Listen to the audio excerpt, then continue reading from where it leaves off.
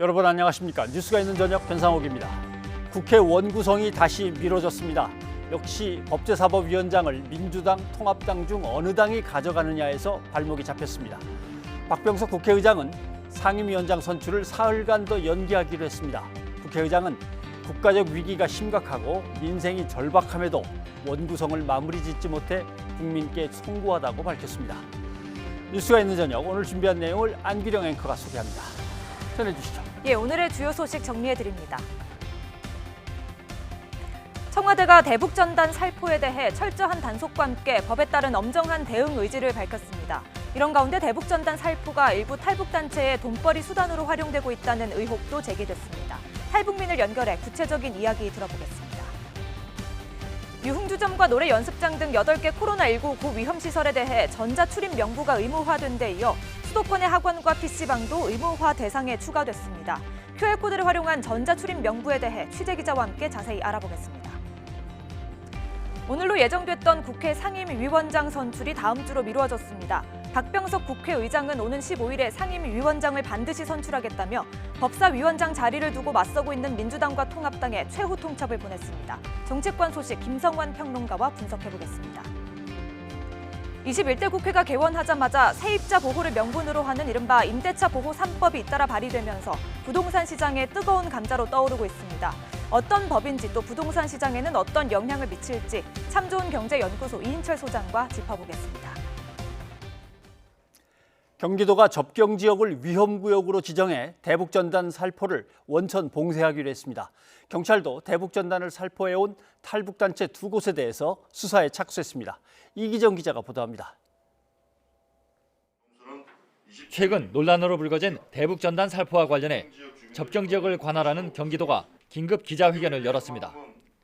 단순한 의사표현을 넘어 군사적 충돌을 유발할 수 있다며 모든 행정력을 동원해 막겠다고 강조했습니다. 경기도 일원에서만큼은 평화를 갉아먹고 무력 충돌을 조장하는 대북 전단 살포 행위가 일어나지 않도록 할 수 있는 모든 조치를 취하겠습니다. 실제로 지난 2014년 연천군 태풍전망대 인근에서 탈북자 단체가 대북 전단을 날려보내자 북한이 고사총을 발포하는 일촉즉발의 상황이 발생하기도 했습니다. 경기도는 이에 따라 김포와 고양, 파주, 연천 등 접경 지역 내의 위험구역을 지정해 대북전단 살포자 출입을 차단하기로 했습니다. 위험구역 출입을 시도하면 도에 특별사법경찰단을 투입해 현행범으로 체포한다는 방침입니다. 이는 재난 및 안전관리법상 사회재난에 준하는 사태로 판단해 시도지사가 도민의 생명과 안전을 지키기 위해 위험구역 설정과 통행 제한 등을 지시할 수 있다는 조항을 근거로 든 것입니다. 또 사전 신고 없는 대북전단지는 불법 광고물로 간주해 과태료를 부과하기로 했습니다. 경찰도 대북전단 살포 활동을 해온 탈북단체 자유북한운동연합과 큰샘에 대한 수사에 착수했습니다. 경찰은 법리 검토를 마치는 대로 수사를 의뢰한 통일부와 자유북한운동연합, 큰샘 대표 등을 차례로 조사할 계획입니다. YTN 이기정입니다.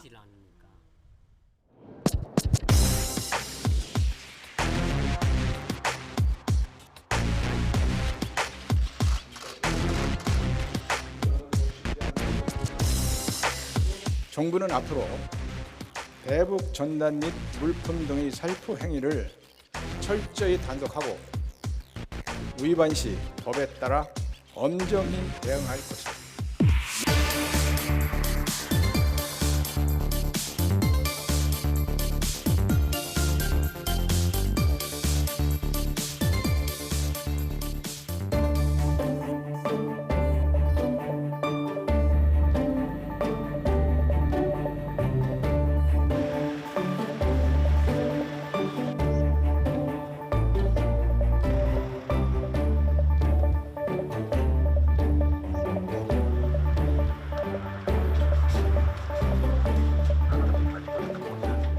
바로 앞이 북한이기 때문에 그런 이제 도발 행동에 대해서 마을 주민들이 그거를 좋게 볼 리가 없고요. 네, 좀 많이 이제 걱정이 되죠. 뭐 하는 거야? 야, 네가 빨리. 돌아가.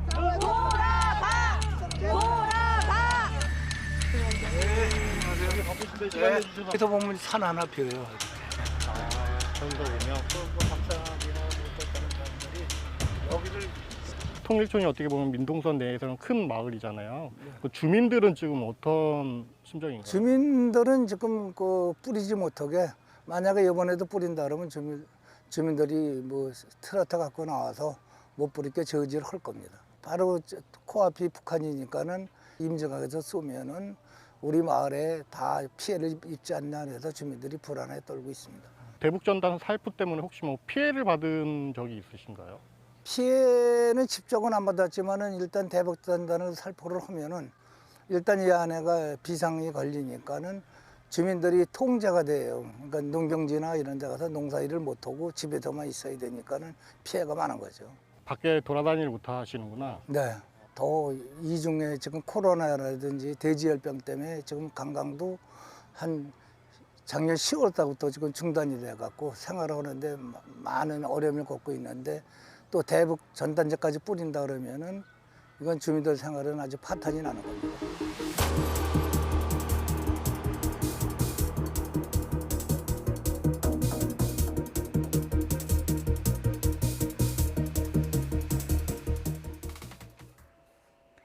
정부가 대북전단 살포 단체들을 남북교류협력법 위반으로 고발하며 대북전단 방지법 추진을 공식화했죠.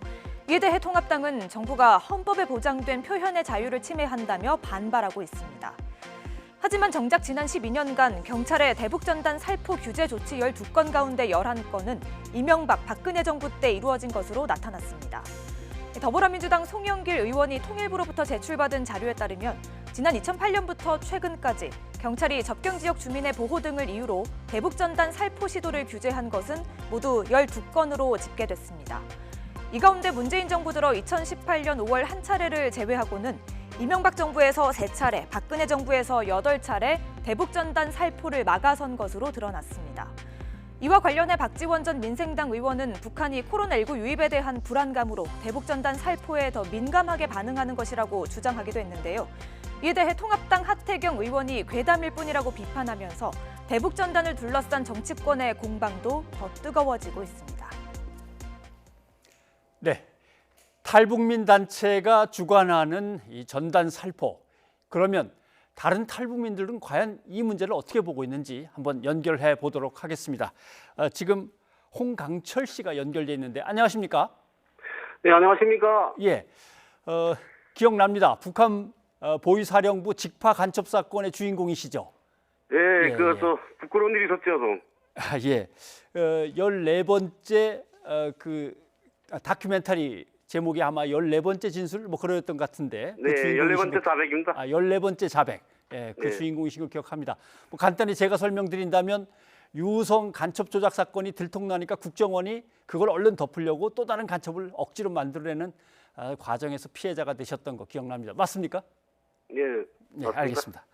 뭐 오늘 그 얘기가 아니기 때문에 예, 대북전단 살포와 관련해서 지금 어떤 입장으로 이걸 지켜보고 계십니까? 우리가 진행하고 있는 그 유튜브 왈가왈북에서 여러 번에 걸쳐서 대북전단은 백해무익한 일이라는 데 대해서 밝혔습니다, 우리가. 예, 저는 이렇게 북한 주민들이 알 권리와 그 표현의 자유 그런 것보다 한반도의 평화와 그리고 또 군사무기선 지역에서 근무하는 국군 장병들 그리고 그 지역에서 또 삶의 터전을 꾸려가고 계시는 우리 국민들의 안전이 우선이라고 생각합니다. 예. 그리고 또 뭐 삐라 같은 그런 쓰레기로 아름다운 우리 조국 강토가 더럽혀지는 게 용납되지 않습니다, 저는. 네.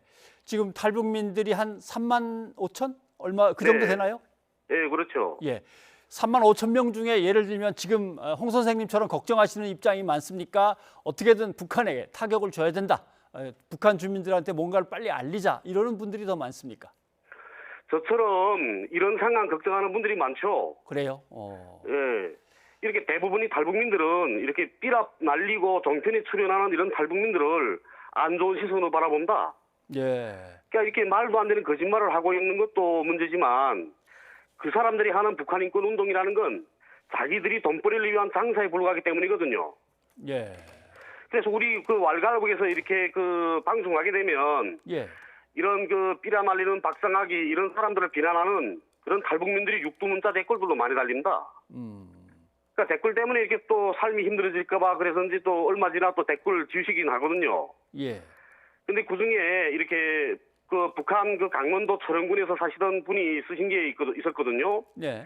그분은 자신은 이렇게 철원에서 살면서 남한에서 보낸 삐라를 보고 남한으로 가야겠다는 생각은 단 한 번도 해본 적이 없고 예. 남한에서 보낸 물자를 먹을 사람도 거의 없다. 또 쌀을 주워왔다고 해도 그걸 쉽게 먹으려고 한 사람은 뭐 정신 나간 사람 한두 명일 거다. 그렇기 때문에 삐라 말리는 탈북자들은 쓸데없는 짓을 한다고 생각했다고 네. 이렇게 썼거든요. 알겠습니다. 그리고 근데 또 뭐 지금 대부분이 이런 탈북민들은 예. 이런 사태로 인해서 남한 분들이 우리 탈북민들을 바라보는 이런 시선이 더 나빠질까봐 걱정하고 예. 계십니다. 오히려 더 이미지가 나빠질까 봐. 네, 지금 그렇죠. 잠깐 돈벌이 수단으로 이용하고 있다 그 말씀을 하셨는데 네. 그렇게 보시는 근거가 있습니까? 대부분이 탈북민들은 잘 정책에서 정말 열심히 살아가고 있습니다. 예. 그런데 이렇게 삐라 뿌리면서 말썽 부리는 사람은 3만 5천 탈북민 중에 박상학 씨 그리고 또 그의 동생 박영락 씨 그 박종으로 개명했거든요. 아, 이민복 씨 형제입니까? 둘이? 네, 형제입니다, 예. 둘이. 그 중에서 그 이민복 씨는 이 박상학 형제한테 삐라 장사 이권을 떼었거든요, 지금. 예. 그랬으니까 지금 박상학을 비난하고 있는 거고요. 결국 이 대북 전단이라는 거는 박상학 형제의 그 패밀리 비즈니스가 되고 말았던 겁니다, 이게. 예.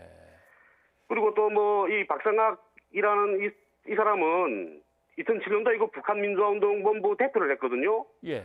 그때 얼굴 내밀기 시 그런 폭력 시위 그다음에 공급 유형 문제 이런 걸 해가지고 이사회에서 퇴출시켰습니다. 예. 사퇴시켰죠.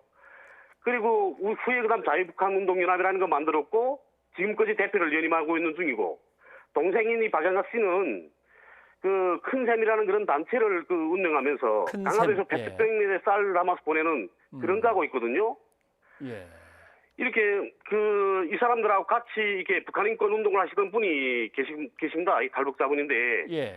우리 왈가왈부 하시는 거 보고 이 북한에 대한 방송을 진행하시는 거 보시고 연락해 오셨거든요. 예. 우리 왈가왈북이 잘하고 있다고 또 뭐 북한에 대해서 없는 거짓말들을 만들어내면 예. 북한 사람들이 인식도 바뀌지 않는다고 그러면서 그대로의 북한을 알레하고 한반도의 평화에 도움이 된다는 것. 예, 그래야 알겠습니다. 북한도 고칠 수 있다는 거죠. 예. 고칠 그런데 거 고친다는 거죠. 홍 선생님. 예. 예. 박상학 씨는 국민들이 5천 원, 만 원씩 보낸 돈을 모아 갖고 하는 거다라고 얘기를 하는데 그게 아닙니까? 아, 그런 거 아닙니다. 그게 수잔 솔티라는 그 미국 여성 있지 않습니까? 예. 북한 인권운동 하시는. 근데 그분이 박상학에 직접 돈 주는 것을 본 이런 적경지역 분들이 계십니다. 예. 그리고 또 미국에서 돈 대준다는 거는 탈북자 사이가 모두 알고 있는 일이거든요. 예. 그리고 이게 무슨 삐라 같은 경우에도 예. 이렇게 작은 거는 8만 원, 큰 건 12만 원이라고 하거든요. 예. 원가가. 그러니까 그분이 오늘 보내주신 그 자료가 있습니다. 네. 근데 강화도에 들어갈 땐 뭐 22만 원에 든다고 하시고, 근데 박상학이는 이런 150만 원에 든다고 주장하고 있거든요.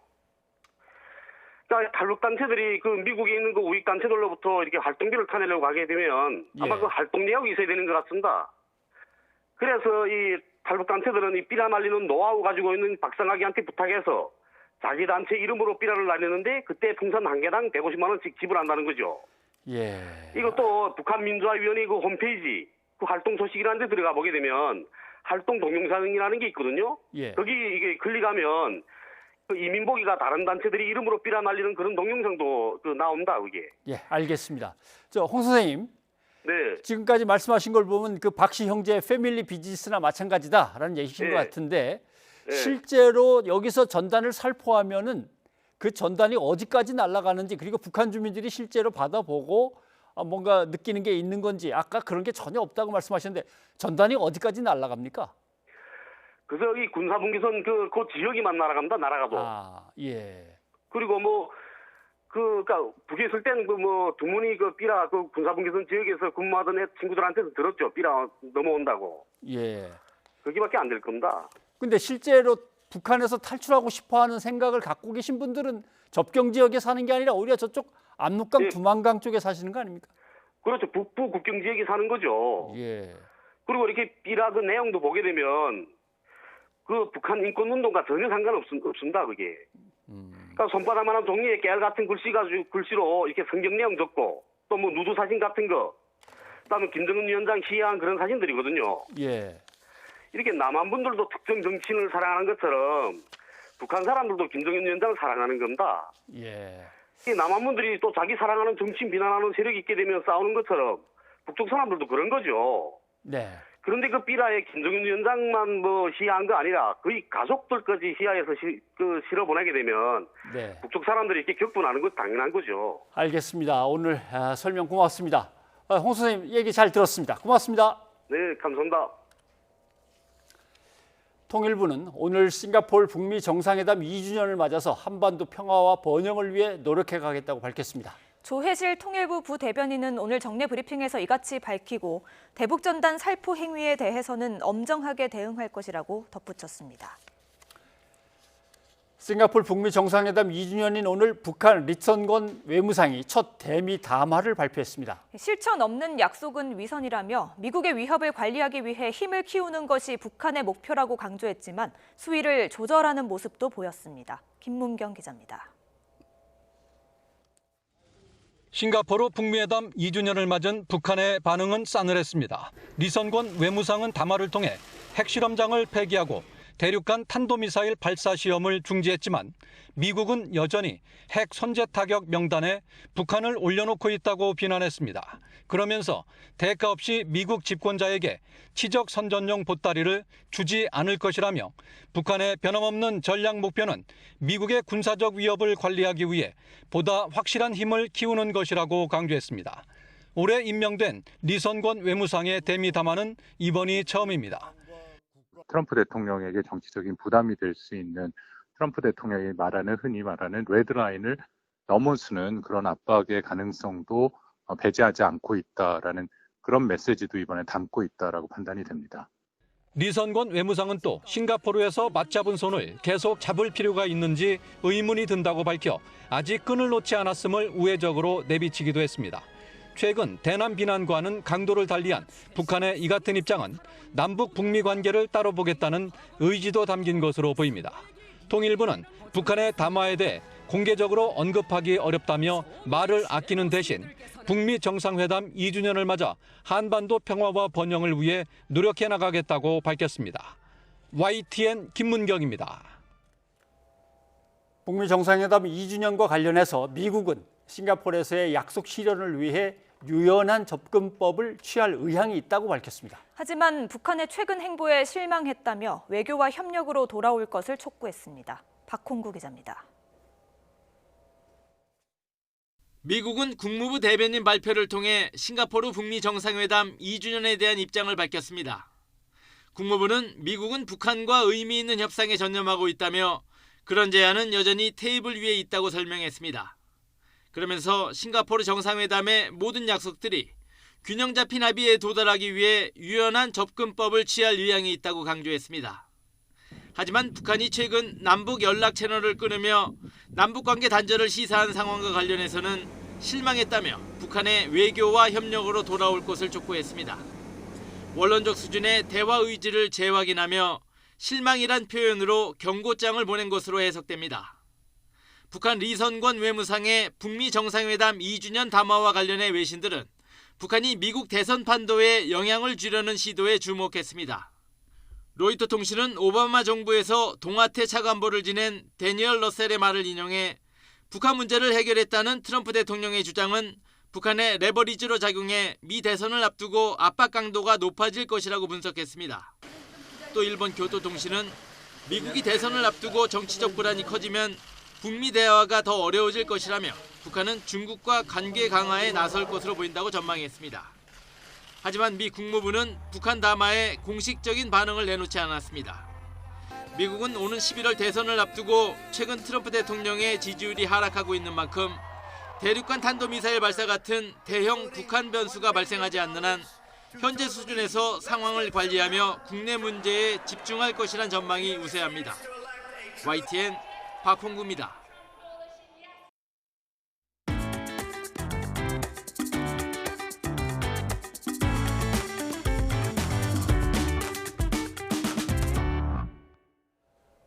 수도권을 중심으로 코로나19 감염이 확산하면서 강화된 방역 조치가 연장됐습니다. 애초 오는 14일까지였는데 이번에는 아예 기한을 정하지 않고 신규 환자가 한 자릿수로 줄어들 때까지 유지하기로 했습니다. 이형원 기자입니다.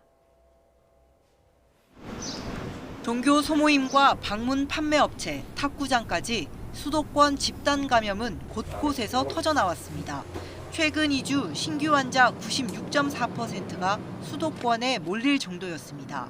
연쇄 감염을 차단하기 위해 오는 14일까지였던 강화된 방역 조치가 무기한 연장됐습니다. 이번 연장 조치는 종료 기한을 정하지 않고 수도권의 환자 발생 추이가 한 자릿수로 줄어들 때까지 계속 유지하게 됩니다. 공공시설은 아예 문을 닫고 학원과 PC방, 고위험시설 운영 자제는 계속됩니다. 운영하려면 QR코드를 찍고 출입시켜야 합니다. 접촉자를 빨리 파악해 추가 전파를 막기 위한 건데 이런 전자출입 명부를 전국 고위험시설에 이어 수도권 학원과 PC방에도 의무화한 겁니다. 특히 고위험시설의 경우 마스크를 쓰지 않는 등 방역 지침을 위반하면 사업주와 이용자 모두 벌칙을 받을 수 있습니다. 이렇게 방역 수칙을 강제하는 고위험 시설은 기존 8개에서 더 늘어납니다. 말씀드린 한바식당이라든지 뜻다방이라든지 인력사무소, 그다음에 종교 포교 시설 이런 부분들이 이제 고위험 시설로 지금 이제 조금 검토가 부각이 되고 있는 부분이고. 이 같은 조치와 별개로 방역 당국은 거리 두기와 마스크 착용이 가장 중요한 예방법이라고 거듭 강조했습니다. 또한 더위에 불편하고 힘들더라도 실내에서의 마스크 착용과 손 씻기, 그리고 밀폐, 밀집, 밀접한 접촉을 최대한 줄이는 것을 생활화해 주시기를 당부를 드립니다. 정부는 강화된 방역을 유지하고도 신규 환자가 한 자릿수로 줄지 않으면 고강도 거리 두기 등 다음 단계를 검토할 방침입니다. YTN 이영훈입니다. 네, 앞서 전해드린 대로 정부가 수도권 방역 강화 조치를 무기한 연장하기로 했습니다. 특히 앞으로 수도권의 학원과 PC방도 QR코드를 기반으로 하는 전자출입 명부 도입이 의무화됩니다. 네, 관련 내용을 이현아 기자와 함께 알아보겠습니다. 이 기자, 네. QR코드를 이용한다는 게 어떤 방식입니까? 잘 안 와닿긴 하는데. 네, 일단 방역 당국 발표에 따르면요, 이제 수도권의 학원과 PC방에 들어가려면 이 QR코드를 이용해서 전자 출입 명부의 기록을 남겨야만 가능한데요. 지난 10일부터 노래 연습장과 클럽 등 유흥주점 8개 종류 고위험 시설에만 QR코드 이용 의무 도입이 됐는데 학원 등으로 확대가 된 겁니다. 구체적인 이용 방법은요, 영상을 보면서 설명드리도록 하겠습니다. 네. 네, 일단은 이제 지금 보시는 게 노래 연습장인데요. 예. 이용자가 이제 나타나게 되죠. 그럼 네이버 앱을 이용해서 이제 먼저 로그인을 하게 되고요. 지금 그림을 보이시는 우측 상단에 QR 체크인, 네, 저 버튼을 눌러야 됩니다. 예, 그러면 관련해서 정보를 동의한다고 나오면 휴대전화 화면에 이제 비치게 된 QR코드를 시설 관리자에게 보여주면 됩니다. 자, 그러면 준비된 저 QR코드 리더기를 이용해서 방문자 기록을 남기고요. 그리고 해당 그 이용시설로 들어갈 수 있게 되는 겁니다. 네이버 앱을 이용할 경우는 최초로 이용할 때 그리고 매달 한 번씩 이 휴대전화 인증이 필요합니다. 예, 그렇다면 이 QR코드 리더기, 그러니까 시설이 없으면 영업을 당장 못하는 겁니까? 일단 그렇지는 않습니다. 그 전국적으로 보면 고위험 시설로 지정된 8개 업종 업소에만 대략 8만여 곳에 달하기 때문에 당장 모든 업소가 도입하는 데는 좀 시간이 걸릴 수밖에 없기 때문인데요. 정부도 이런 현장의 목소리를 좀 반영해서 이달 말까지는 계도 기간으로 운영을 해서요, 처벌을 유예하기로 했습니다. 다만 다음 달부터는요, 이 전자 출입 명부를 도입하지 않고 출입 명단을 부실하게 관리할 경우는 행정 처분을 받을 수 있습니다. 네. 근데 방역 당국은 학원에 드나들 때도 QR코드를 이용해야 된다. 네. 이렇게 된 것 같은데 교육 당국의 설명은 그거하고는 조금 다른 것 같습니다. 그렇습니다. 일단 교육부는요, 학원의 경우는 의무가 아닌 자율이다라는 입장입니다. 교육 당국은 각 학원이 자율적으로 진행하는 게 맞다, 이런 입장인데, 다만 이미 대형 학원을 중심으로 자율적인 QR코드 전자 출입 명부 도입을 추진하고 있고, 또 참여 학원의 경우는 이제 정기 지도 감독을 면제하는 인센티브를 주기로 한 만큼 관련해서 좀 참여하는 학원 학원이 늘어날 것이다라고 기대를 하고 있습니다. 이에 대해서 방역 당국은요, 현재 역학조사가 신용카드 결제나 기지국 정보를 좀 중심으로 이뤄지면서 사실상 이 정확성과 신속성에 좀 한계가 있다고 보고 있습니다. 특히 이 학원을 통해 집단 감염이 생길 경우에는 등교 수업 차질이 빚어질 수 있다면서 적극적인 참여를 촉구하고 있는 상황입니다. 네, 어떤 기록을 남기고 이용하는 게 중요한 게 아니라 이제 들어가서도 철저하게 자기 방역 조치 같은 것들을 잘 해야겠죠. 자리 잡을 그렇습니다. 때까지는 특히 제대로 해야 될 것 같습니다. 이 기자 수고했습니다. 서울 도봉구의 한 노인 요양시설에서 14명이 코로나19의 무더기로 감염됐습니다. 산발적인 집단 감염도 계속되면서 서울의 신규 확진자는 이달 들어 하루도 빼지 않고 두 자릿수 증가세를 보이고 있습니다. 구수본 기자입니다. 서울 도봉구 성심 데이케어 센터 문이 굳게 잠겼습니다. 지난 8일까지 이곳을 다녔던 80대 남성이 부인에 이어 코로나19에 감염되면서 접촉자 등 88명을 검사했더니 13명이 추가 확진됐습니다. 다만 이 80대 확진자가 지난 9일 입소한 굿모닝 요양원에서는 관련자 24명 모두 음성으로 판정됐습니다. 먼저 확진된 부인은 상태가 위중해 역학조사가 어려운 상태입니다. 서울시는 해당 시설 두 곳을 모두 폐쇄하고 시내 노인 요양시설에 휴관을 권고했습니다. 부득이하게 긴급 돌봄이 필요한 대상자에 한하여 시설을 이용하도록 할 계획입니다. 이렇게 산발적인 집단 감염 사례가 계속 늘어나면서 이번 달 들어 서울 신규 확진자 수는 꾸준히 두 자릿수를 기록했습니다.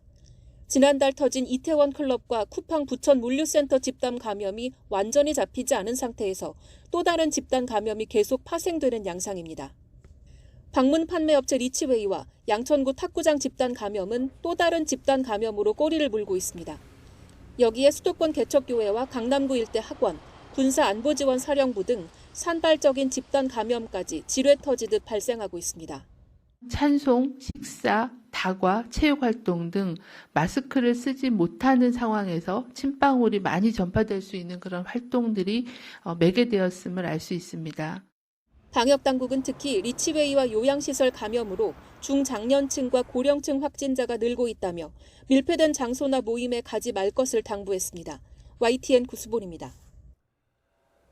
서울 관악구의 방문 판매업체 리치웨이와 관련된 확산세가 심상치 않습니다. 첫 확진자가 나온 지 불과 열흘 만에 관련 감염자가 140명을 육박하고 있습니다. 특히 방문 판매 업체의 특성상 접촉자 파악이 늦어지면서 N차 감염이 잇따르고 있습니다. 김지환 기자입니다. 방문 판매 업체 리치웨이와 관련된 확진자가 빠르게 늘고 있습니다. 10명 안팎 기던 하루 평균 확진자 수는 최근 20명 넘게 증가했습니다.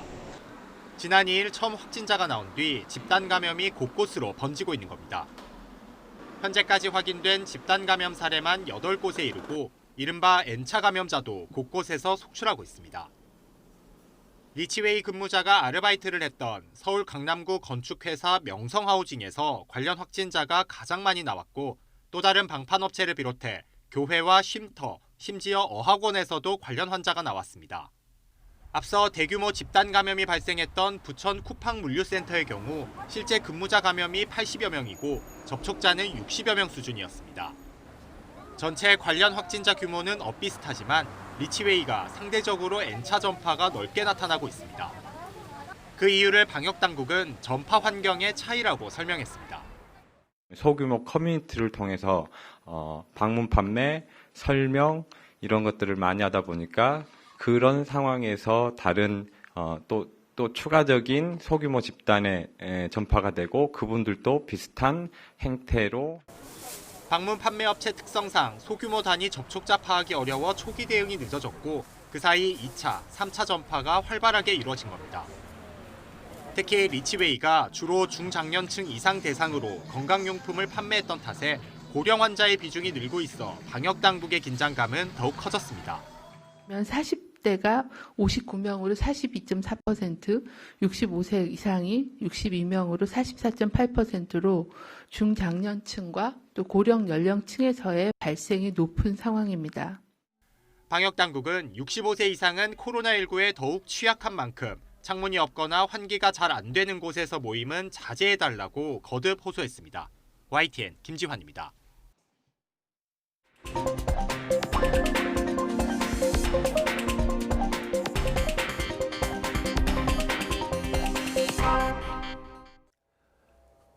21대 국회가 개원하자마자 주택 임대차 보호법 개정안이 잇따라 발의되고 있습니다. 부동산 시장에는 어떤 영향을 미칠지 참 좋은 경제연구소의 이인철 소장과 함께 알아보겠습니다. 예, 시청자 여러분도 궁금하신 점 있으시면요. 샵 0945로 문자 그리고 유튜브 댓글로 보내주시기 바랍니다. 소장님 안녕하십니까? 어서 오십시오. 예, 그냥 임대차 3법 그냥 쉽게 이렇게 부릅니다만은 어떤 내용들인지 먼저 좀 짚어주시죠. 그렇습니다. 워낙 민감한 사안인데요.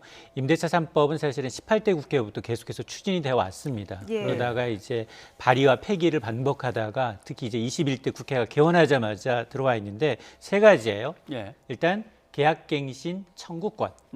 그러니까 지금은 임대차 계약 기간의 단위가 2년인데 예. 2+2. 세입자가 원하면 4년도 할 수 있게 하고 물론 박주민 의원이 발의한 법은 조금 다릅니다. 예. 박주민 의원은 무기한까지 세입자가 원하면 무기한 이 집에 살게 합시다 라는 조건이었고요. 또 두 번째가 전월세 상한제입니다. 서울의 아파트 전세 가격이 너무 빨리 뛴더라. 예. 이거 연 5% 이상은 뛰지 못하게 합시다. 이 상한을 두는 제도입니다. 그리고 또 하나가 전월세 신고제예요. 매매 같은 경우에는 그동안 30일 이내에 매매하고 난 다음에는 잔금 치르고 반드시 신고를 하게 돼 있습니다. 네. 근데 전월세는 신고하지 않았어요. 전월세는 정부가 통계를 알고 있는 게 전체 거래 물량이 한 4분의 1 정도. 그래서 전체 임대차 계약이 한 630만 건 정도가 되는데 정부가 한 500만 건에 대해서는 건건이 깜깜이다. 예. 이것까지도 전월세 신고를 하게 되면 구태여 세입자가 가서 확정일자를 뭐 동사무소나 이제 이렇게 가서 할 필요가 없으니까 예. 30일이나 하게 되면 바로 이제 이 부동산 계약서를 가지고 부동산 중개소에서 가면 되니까 이런 것을 추진해 보자라는 건데요. 어쨌든 이번 이제 임대차 3법은 이제 지금 21대 국회가 여당이 지금 밀어붙이고 있는 것이기 때문에 예. 177석이고 과반 이상을 확보하고 있어서 예. 좀 그 어느 때보다도 이제 통과될 가능성이 굉장히 높아졌습니다. 그렇군요. 예. 임대차 3법이 세입자들을 보호하겠다는 취지잖아요. 그리고 아까 얘기하셨던 박주민 의원이 발의한 법안 같은 경우에는 더 강력하죠. 무기한 계약 갱신을 담고 있는데요. 이렇게 되다 보면 세입자들만 보호하고 집주인에게는 좀 불리한 게 아니냐 이런 얘기가 또 나오고 있거든요. 지금 부동산 커뮤니티가 이번 주 난리가 났습니다. 예. 이 박주민 의원이 이제 내건 이 계약갱신을 할 때 무기한으로 하자라는 거는 계약갱신 청구권을 누가 갖느냐? 집주인이 갖는 게 아니라 세입자가 갖자라는 예. 겁니다. 그래서 특별한 경우를 제외하고는 세입자가 원하면 2+2가 아니라 계속 무제한 거주할 수 있겠다라는 건데 물론 집주인 입장에서는 나는 세금도 다 내고 있고 보유세 내고 있고 각종 세금을 다 내는데 이거는 과도한 침해 아니냐, 재산권 침해 아니냐라는 얘기가 나올 수밖에 없는데 사실은 이 세입자 간 경쟁도 좀 우려가 돼요. 예를 들어서 입지가 좋은, 환경이 좋은 강남이나 목동과 같은 데는 세입자가 한 번 들어가면 안 나올 거 아니에요. 그렇죠. 왜냐하면 임대료도 적정 수준 이상은 못 올리도록 되어 있죠. 마음대로 살 수 있다 그러면 신규 세입자가 저쪽으로 가고 싶은데 옮기고 싶은데 대기표를 받아야 되는 거냐? 아니면 세입자가 아니면 권리금이라도 줘야 되는 게 아니냐. 자기들끼리. 그렇습니다. 이런 얘기가 벌써부터 커뮤니티에 나오고 있거든요. 그러니까 궁극적으로 이 전월세 물량, 임대차 물량은 수요와 공급이 맞아떨어야 되는데 그걸 이제 조금 법의 명분으로 이제 테두리를 좀 가둬놓게 되면 약간의 이제 부작용이 있을 수 있다라는 우려가 나오고 있는 겁니다. 예.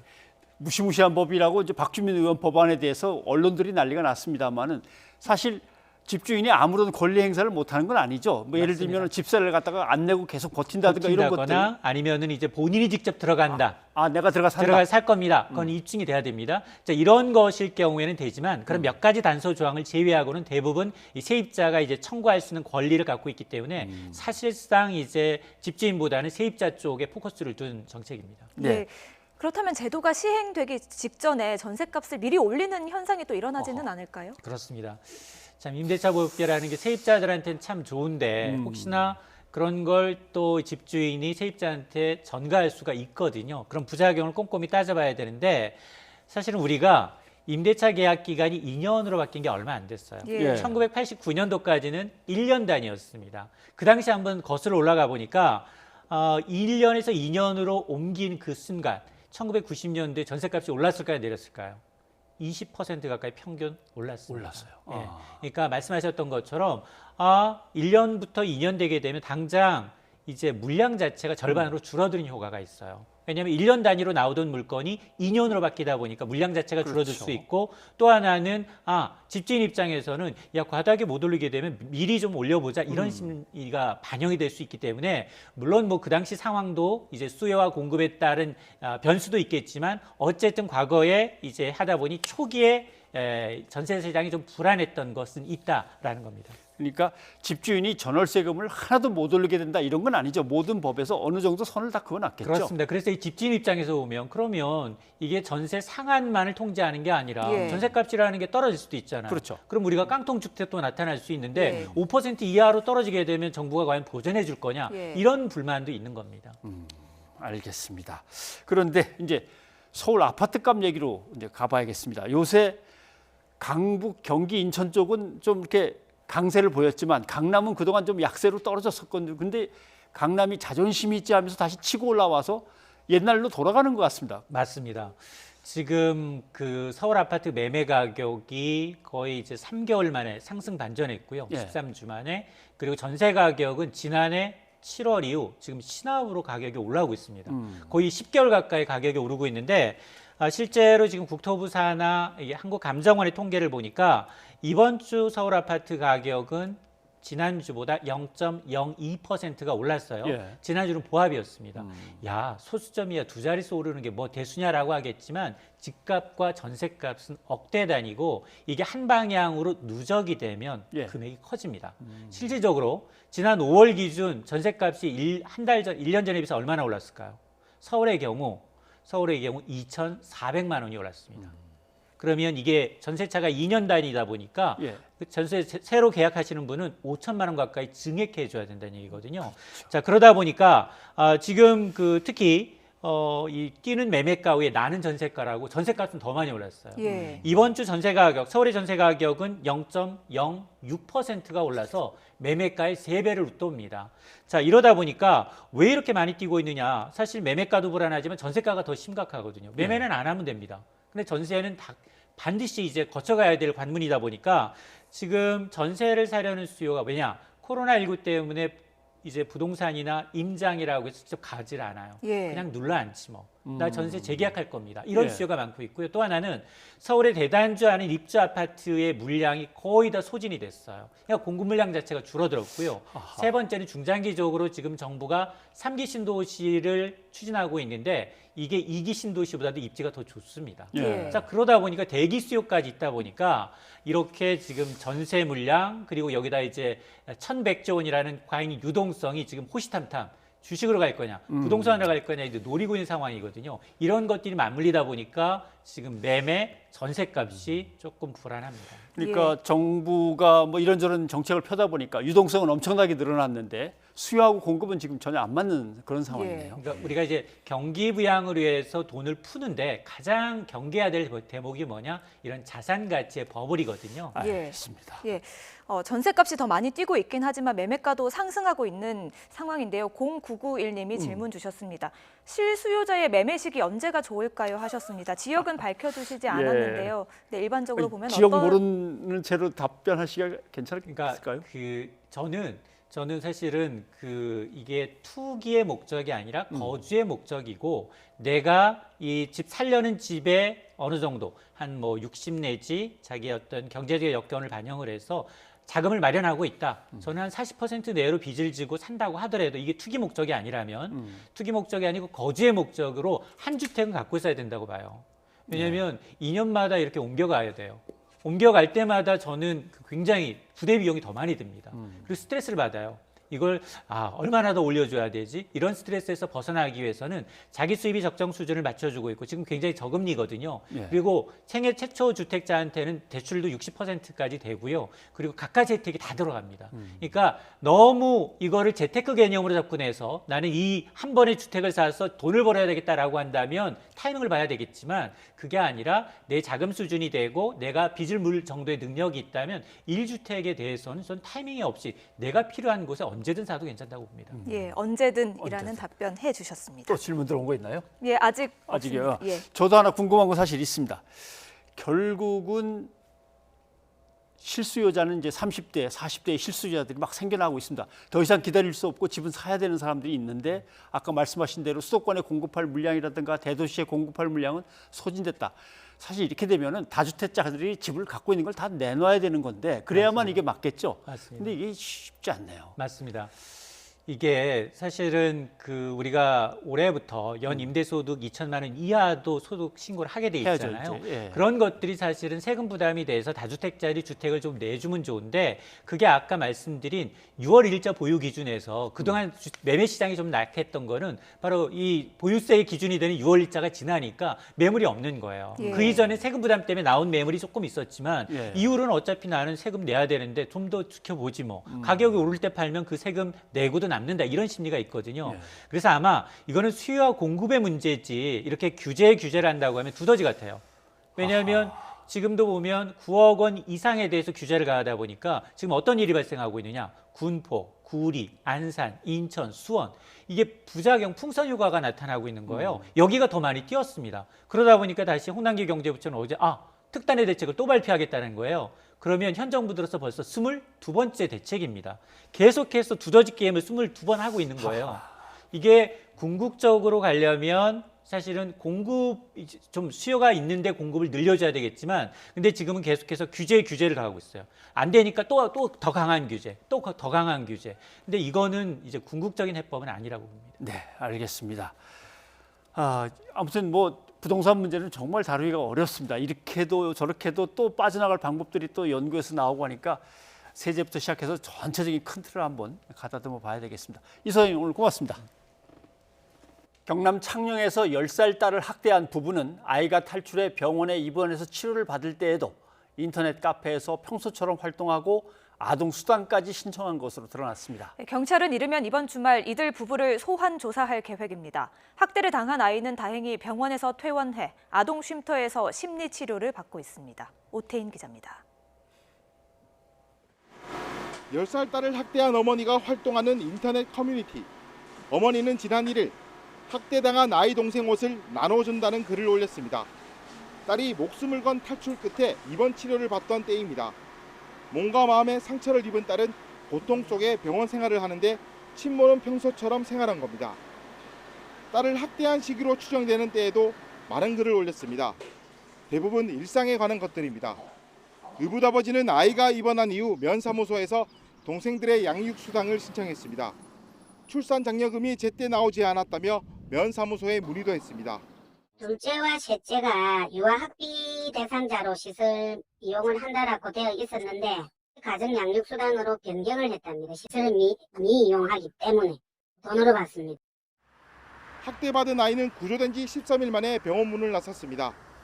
앞으로는 학대아동 쉼터에서 생활하면서 심리치료를 받게 됩니다. 밝았던 원래 성격도 점점 찾고 있습니다. 아이는 병원에서 지내면서 밥도 잘 먹고 간병인과 가깝게 지냈습니다. 그만큼 정이 그리웠던 겁니다.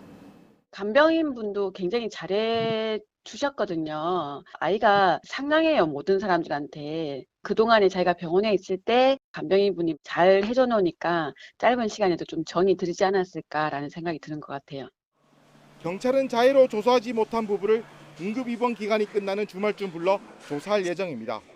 또 아이와 친모를 함께 아는 지인을 참고인으로 조사하는 등 수사의 속도를 내고 있습니다. YTN 오태인입니다.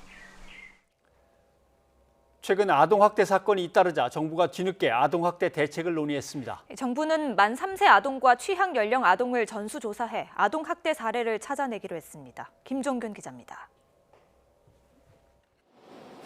천안에서 초등학생이 여행용 가방에 갇혔다가 숨졌습니다. 창녕에서도 끔찍한 학대를 받던 9살 아이가 4층 옥상에서 맨발로 탈출했습니다.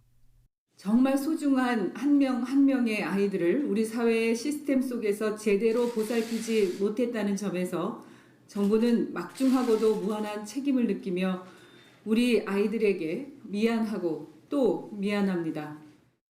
정부가 아동학대 찾기에 나섰습니다. 우선 예방접종이나 영유아 건강검진을 받지 않은 아동, 장기 결석하는 아동의 정보를 활용해 의심 사례를 선별하기로 했습니다. 또 가정에서 양육하는 만 3세 아동과 취약 연령 아동의 소재와 안전을 파악하기 위해 전수조사를 추진합니다. 최근 3년간 학대 신고된 아동 역시 다시 한번 점검하기로 했습니다. 특히 코로나19에 따라 사회적 거리 두기를 실시한 2월부터 5월 사이에 접수된 아동 학대 신고도 전수 모니터링합니다. 사회적 거리 두기로 집에 머무는 동안 가정 내 학대가 늘었을 수 있기 때문입니다. 정부는 아동 학대가 적발되면 엄중히 처벌한다는 방침입니다. 아동 학대가 발견되는 즉시 어린이를 가정에서 떼어놓는 즉각 분리 제도 도입을 추진하기로 했습니다. 정부는 올해 3분기 중에 피해 아동 심터 학대, 전문 가정 위탁 제도 법제화 등 범부처 종합 대책을 발표할 예정입니다. YTN 김유길입니다.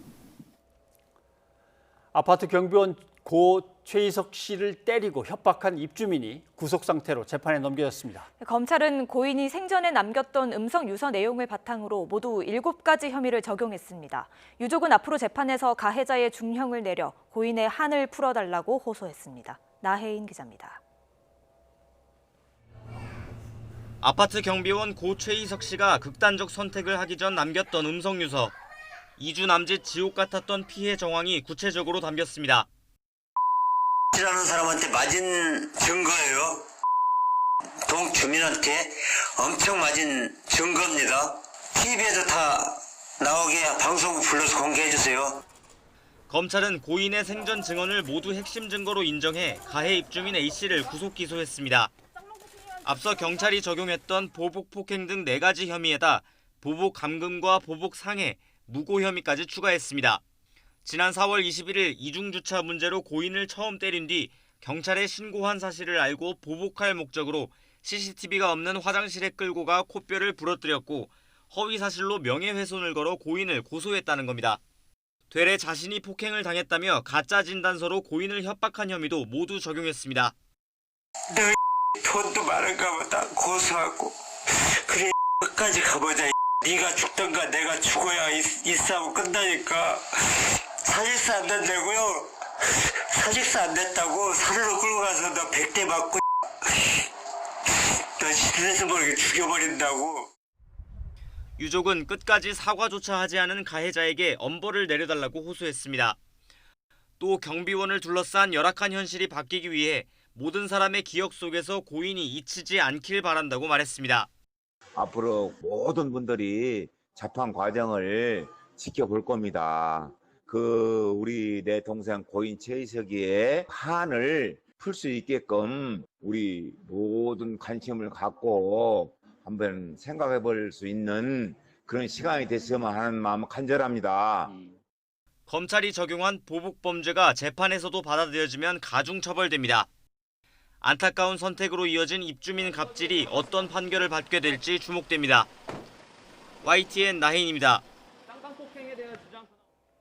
네, 제주에서 발달장애인 가족 어머니와 아들, 다시 광주에서 발달장애인 가족 어머니와 아들. 3월에 이어 6월에도 이어진 사건입니다. 대통령이 국무회의에서 응답을 합니다. 어떻게든 취약계층을 잘 보살펴서 이 위기를, 불평등을 줄이는 기회로 한번 삼아보자라고 하는 겁니다. 그렇다면 정부의 정책은 불평등을 줄이고 취약계층을 보호하는 쪽으로 추진됐을까요? 청소년 발달장애인 방과 후 활동 서비스 예산만 한번 살펴보겠습니다. 본래 331억 원이었습니다. 그런데 역대 최대 규모로 슈퍼 추경을 하면서 발달장애인 지원 예산은 30%, 100억 원이 깎여 나갔습니다. 이걸 왜 줄였을까요? 당국의 대답은 이렇습니다. 코로나19로 집에만 콕 박혀있고 밖에 나가지 않을 거니까 돌봄 활동 예산을 줄였다는 겁니다. 그러나 코로나19 사태는 발달장애인과 그 가족에게 더욱더 가혹했습니다. 한번 보시죠. 장애인 부모연대 호소문입니다. 학교를 비롯해 어느 곳에도 다닐 수 없게 됐습니다. 학교가 멈춘 사이에 학교 울타리 밖으로 내쳐진 우리 아이들은 또래 집단에게 모진 고충을 겪었습니다. 라고 하는 겁니다. 학교를 가지 않으니 기관의 서비스 수요는 줄었을지 몰라도 집에서의 돌봄 노동은 어머니, 아버지 가족에게 더 크게 고스란히 넘겨져서 가중된 것입니다. 갑갑하고 달라진 일상에 아이들은 불안해하고 퇴행 현상을 보이기도 하는 등 발달 장애인을 보는 가족들은 매일 절망했습니다. 그러니까 줄였으면 이쪽을 늘렸어야 되는 거죠. 줄일 게 아니라 장애인 개인과 가족에 대해서 지원 예산을 늘렸어야 하는 겁니다. 지금이라도 당사자들의 목소리를 잘 경청해 주십시오. 그리고 정책과 예산을 조정해 주십시오. 기회가 있습니다.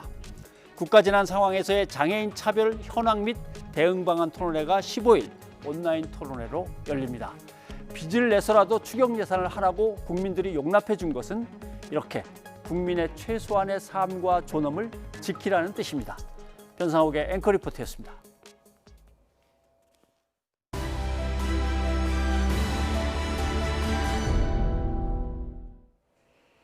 21대 국회가 시작부터 멈춰선 가운데 오늘로 예고됐던 상임위원장 선출이 오는 15일로 다시 연기됐습니다.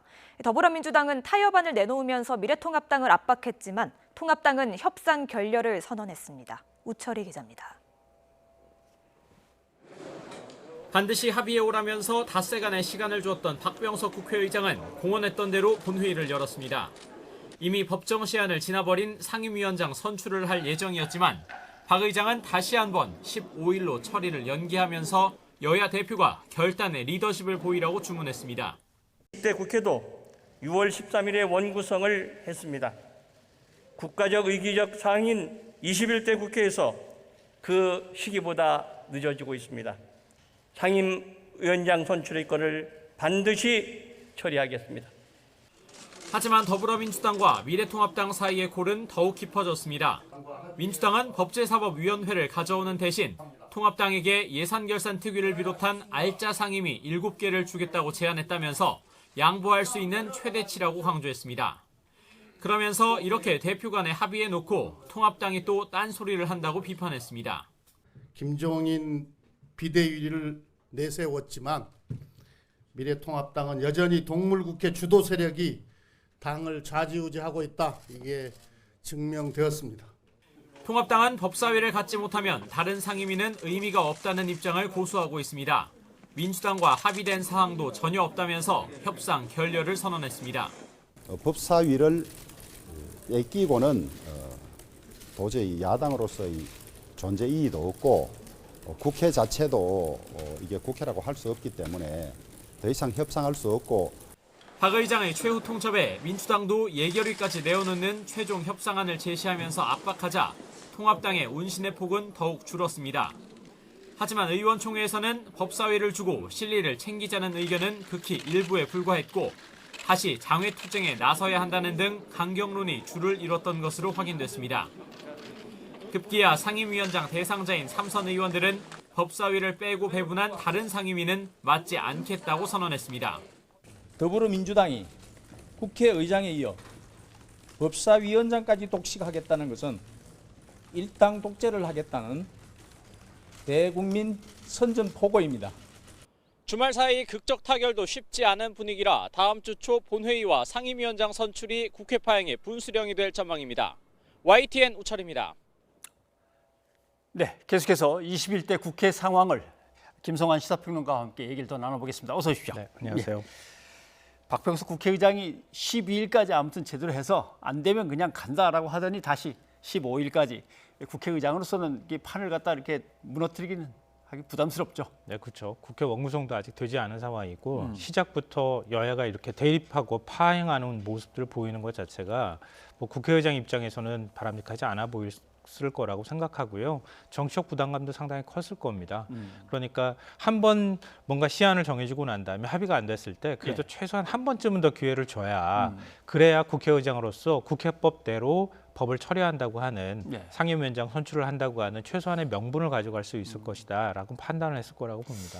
명분 축정용일 수도 있고 어떻게 보면 한 사흘 더 해보면 뭔가 될 수도 있을 것 같기도 하고 뭐 이런 게 있겠죠.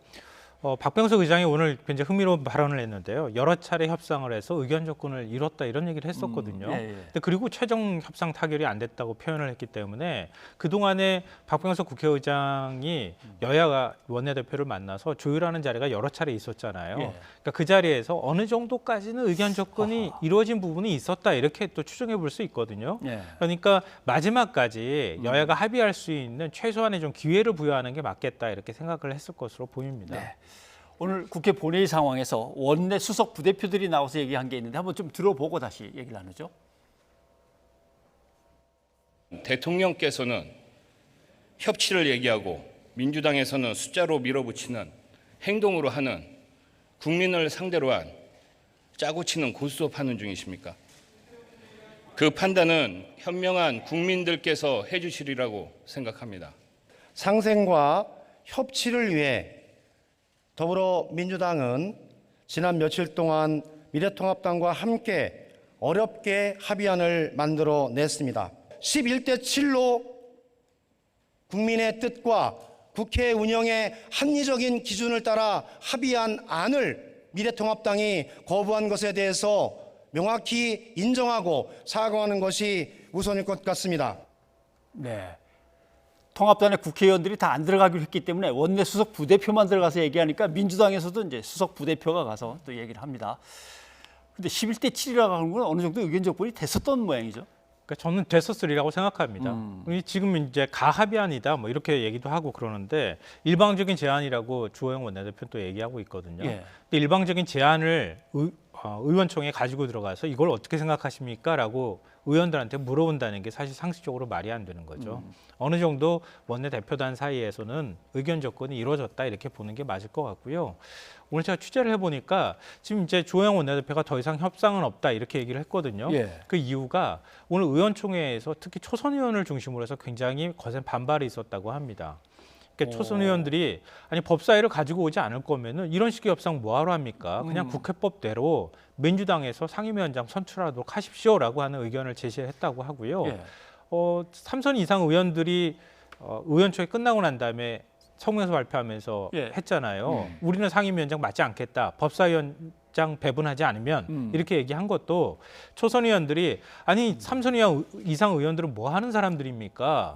지금 이런 상황에서 상임위원장 자리 차지하려고 생각하는 거 아닙니까? 라고 하면서 거세게 반발을 했다는 거예요. 예. 그러니까 3선 이상 의원들은 우리는 민주당에서 아무리 알짜 상임위원장을 준다 하더라도 받을 생각이 없다. 이걸 강조하기 위해서 의원총회 끝나고 난 다음에 성명서를 발표를 했다 이런 얘기가 있습니다. 네. 그러면 결국은 원내대표단이 어느 정도는 맞춰갖고 갔는데 의원총회에서 바로 이제 안 된다고 딱 잘라버린 겁니다. 근데 예결위, 국토위, 정무위 여기 좀 이런 표현하면 좀 이상하지만 짭짤하거든요. 왜냐하면은 지역 예산 챙기거나 지역구 사업 같은 거 챙길 때 예결, 국토, 정무 이런 데 괜찮은데 상당히 딴 때 같으면 욕심을 낼 만한 건데 법사위 때문에 안 된다고 안 갖는다고 딱 자르니까 자 이거 어떻게 접점이 찾아질까요? 사흘 동안? 저는 민주당이 제시할 수 있는 마지노선을 제시했다고 생각해요. 그러니까 이전에 민주당이 이제 야당 시절에도 그때도 사실은 원구성 협상은 굉장히 난항을 겪었었잖아요. 근데 그때 민주당이 받았던 상임위하고 이렇게 비교를 해보면 이번에 민주당이 제시한 상임위들은 진짜 알짜 중에 알짜인 것은 분명합니다. 그러니까 예결위, 정무위부터 시작해서 국토위, 우리 농해수위도 포함되어 있고요. 문광위도 들어가 있습니다. 그러니까 이런 상임위는 원래 여야를 막론하고 다 갖고 싶어 하는 거거든요. 그러니까 그런 상임위들 다 양보하겠다 그러면서 제시를 해준 상황이고 특히 이제 법사위 같은 경우에 그동안에 논란이 됐던 체계 작구 심사권 이거 내려놓겠다고 얘기까지 했어요. 그러면은 각 상임위 역할이 굉장히 중요해지거든요. 상임위 차원에서 국회 사무처에 있는 이 법안 심사 문제를 다루는 법제처라든가 이런 기구들하고 같이 상의를 해서 문제들을 처리하기 때문에 법사위가 사실은 권한이 약화되는 거거든요. 근데 그럼에도 불구하고 그거 다 내주겠다고 얘기했는데 더 어떻게 내주느냐라고 하는 얘기가 나올 수밖에 없다. 그러니까 오히려 민주당 내부에서 반발의 목소리가 안 나온 게 오히려 이상하다는 생각도 듭니다. 민주당 지지자들은 상당히 반발하는 것 같습니다. 20대 국회 때는 그냥 새누리당이 발목을 잡으니까 뭐 표가 모자라서 어쩔 수가 없다 그랬는데 이제 176석 줬는데 지금도 뭐를 못한다 그러면 말이 되냐 이런 얘기인 것 같은데 좀 기다려보자. 사흘 동안 좋은 일이 있을 거라고 봅니다. 자, 그럼 다음 얘기 좀 해봐야겠습니다. 이 부분은 제가 말씀을 꼭 드리려고 했었는데요. 그러니까 국회는 딱딱하게 굳은, 특히 정치는 딱딱하게 굳은 어떤 것들을 하는 것이 아니고 굉장히 흐르는, 유동하는 존재랑 비슷합니다. 그러니까 정치가 그런 건데요. 예를 들면은 18대 국회 때 민주당이 81석밖에 못 갖고 갔거든요. 총선 끝나고 난 다음에. 근데 법사위원장을 민주당이 당시에 가져갔었어요. 그런데 당시에 직권상정이 99건이나 있었어요. 김용호 국회의장, 박기태 국회의장. 그때 직권상정이 그렇게 많이 이루어지는 과정에서 몸싸움이 일어났고 그래서 동물국회라는 얘기를 들었거든요. 그래서 19대 때 처음으로 국회 선진화법을 적용하기 시작했습니다. 그리고 나니까 식물국회가 다시 된 거예요. 이제는 그러면 어떻게 해야 되느냐 이런 숙제가 지금 남아 있는 것이다. 예. 그러니까 흘러오는 과정들을 볼 때 이제는 새로운 국회의 뭔가 모습들을 만들어가는 과정이 필요한데 그래야죠. 그 과정에서 이런 문제들이 지금 서로 이해관계가 부딪히는 현상들이 나타났다고 봅니다. 알겠습니다. 아무튼 사흘 동안 뭔가가 있기를 기대하겠습니다. 그리고 다음 문제는 정세균 국무총리 산하에 이제 청년 정책을 조정하는 이제 위원회가 있는데 여기에 통합당의 신보라 전 최고위원이 이제 들어갑니다. 그러니까 노동계에서 상당히 반발이 격합니다. 신보라 전 최고위원이 그동안에 이제 노동정책과 관련해서 뭐 귀족 노조를 비난한다거나 좀 반노동정책적 시각들을 보여왔다라고 이제 노동계에서 얘기를 하고 있고요. 상당히 좀 불편해하는 것 같습니다. 근데 노동계에서 반발하는 뭐 그런 것들은 좀 이해할 만한데요. 그런데 예를 들면은 신보라 의원이 청년정책조정위원회에서 매우 중요한 역할을 맡고 위원 숫자도 한 10명도 안 된다고 하면은 아마 그런 비판들이 어느 정도 설득력이 있어 보이는데요. 예, 몇 명이에요? 지금 40명입니다. 40명 중에 1명. 예, 정부 측 20명 그리고 민간 의원 20명. 예. 그리고 이 위원 선정 과정에서 특히 청년 위원을 선정하는 과정에서는 공모 절차도 밟았고요. 그리고 예. 추천을 받았습니다. 근데 이러다 보니까 이런 위원회를 구성하는 데 있어서 여야 몫이라는 게 대략 또 어느 정도 만들어질 수 있거든요. 그러니까 그런 면에 있어서 신보라 의원이 어느 정도 추천을 받았다고 볼 수 있고요. 이거는 뭐 정세균 총리가 의지를 갖고 임명했다고 하기보다는 예. 오히려 추천을 받아서 아래에서부터 위로 올라왔다고 볼 수 있고 또 청년기본법이 이번에 처음으로 이제 시행이 들어가잖아요. 네. 그래서 청년정책조정위원회라는 게 만들어지는 거거든요. 근데 청년기본법을 만드는 데 있어서 신보라 위원이 상당히 역할을 한 것도 사실이거든요. 그런 면들이 또 평가가 된 측면도 있다고 또 봅니다. 제1야당의 최고위원 출신이기도 합니다. 네, 그런데 맞습니다. 이제 이미지가 왜 그러냐면은 마치 국무총리실에서 좀 와달라고 그렇게 졸라대가지고 데려오는 듯한 그런 생각을 갖고 계신 것 같은데 그게 아니고 추천도 받고 공모도 네네. 했고 다 그랬던 거군요. 그러면 저 민주당에서 소신 발언했던 김혜영 전 의원 이것도 좀 얘기들이 많아요. 예, 뭐 정세균 총리가 앞으로 뭐 대권을 잡기 위해서 전당대회를 거쳐가면서 대권 주자로서 뭐 자리매김하기 위해서 그랬던 거 아니냐. 뭐 일종의 이제 그 사회적으로 뭐 여야 몫이라든가 또 당내에서 다른 목소리를 내는 사람의 몫을 일정하게 준 거 아니냐 이렇게 예. 또 생각하시는데요. 앞서 제가 말씀드렸던 것처럼 20대 국회에서는 청년층이 거의 없었잖아요. 국회의원들이. 그러니까 청년층 국회의원이 없는 상황에서 김혜영 최고위원이 나름의 목소리를 내왔던 거예요. 77년생이거든요. 그러니까 39세 때 국회에 진출을 했고요. 그리고 청년기본법 만드는 데 있어서 역할을 했던 것도 사실입니다. 근데 그런 면에 있어서 지금 신보라 전 최고위원의 경우에는 위원이지만 지금 김혜영 의원 같은 경우에는 부위원장이거든요. 상근직은 아니지만 장관급입니다. 그러니까 어느 정도의 어떤 위상을 가질 수 있도록 청년층의 목소리를 대변할 수 있는 역할을 해줄 것이다라고 하는 기대가 저는 반영이 되어 있는 거라고 생각합니다. 네, 어떤 정책을 만드는 데 있어서 또 서로 다른 시각들이 또 모여져야 되는 거니까 네, 그렇죠. 이런저런 분들을 모셔서 좋은 정책이 만들어지기를 기대하겠습니다. 예, 오늘 고맙습니다. 네.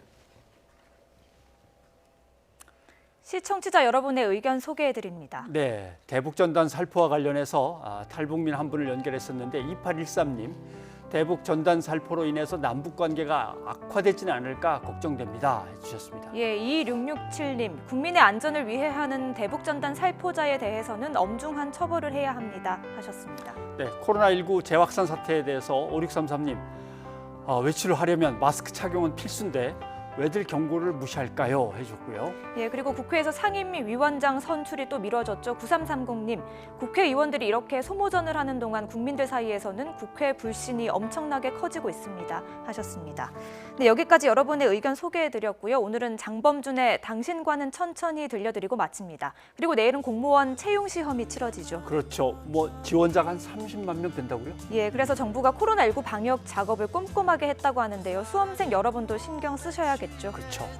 어려운 상황에서 시험을 치르게 되는 수험생 모두를 응원합니다. 그럼 저희는 다음 주에 다시 찾아뵙겠습니다. 고맙습니다. 당신과는 천천히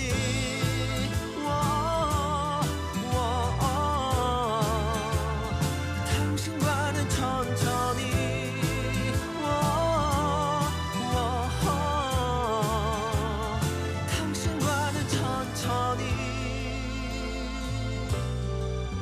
아쉬운 밤과 이별이 무서워요. 나는 내일 하루 시작이